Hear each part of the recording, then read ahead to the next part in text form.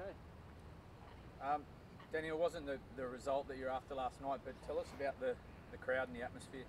Yeah, you're right. It wasn't the result we were after, but yeah, another huge crowd here at Coffs Harbour, over 7,000. They all packed it into the game at the Renegades, got called off, and they came back again, which was fantastic. We love the support up here. It's always a great atmosphere. Unfortunately, didn't get the chocolates last night, but hopefully at some point we can return and we can pack it out again. And what about the facilities here? I mean, they're new and they're a couple of years old now, but you played here a few times now. What do you think of the facilities? Yeah, they're fantastic. They're as best as any facilities around the country. Great practice wickets, great service out in the middle, and great outfield. So it's a great spectacle for the game. And as I said, the crowd keeps turning up when we come here. It's a great atmosphere. We really enjoy coming here. And obviously there's been a lot of rain the last 2 weeks, but as you say, the surface is pretty good. The ground staff must do a pretty good job. They do an unbelievable job. Unfortunately, there was a bit of rain about the first time we came here, but they worked around the clock to get us on that night, but unfortunately didn't get the job done. But we came back again last night, and the service was as good as ever. So yeah, they do a great job. Thanks to them for all the work they do. And if the Sixers had an opportunity to come back here, you'd be happy to get up on the Coffs coast? Absolutely, we love it up the coast. We love it at Coffs Harbour. We love the support we get here. It's always great. It's always great weather. So yeah, we'd really take that opportunity if we could get it again. And then back to the game last night. Got off to a good start, the Sixers, and then sort of stalled a little bit in the middle and then in the bowling innings. What was sort of missing last night?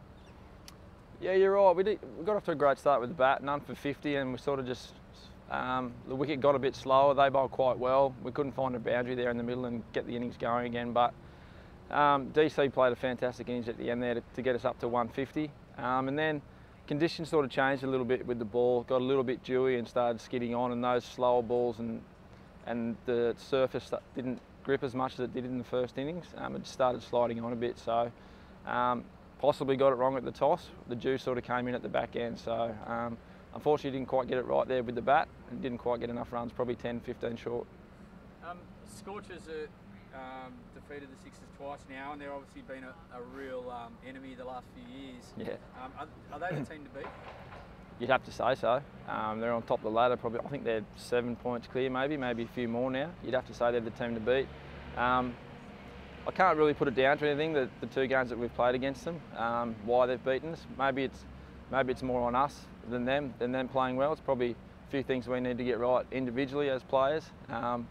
So we're not too concerned about that. We're still 3rd on the ladder. We're still going pretty well. We're not playing our best cricket, and we're still up there on the ladder. So I think that's exciting for us. We can keep improving and keep getting better, and hopefully grab that 2nd spot. No rest for the wicket, on a plane today, and then play tomorrow night against the Renegades in Melbourne.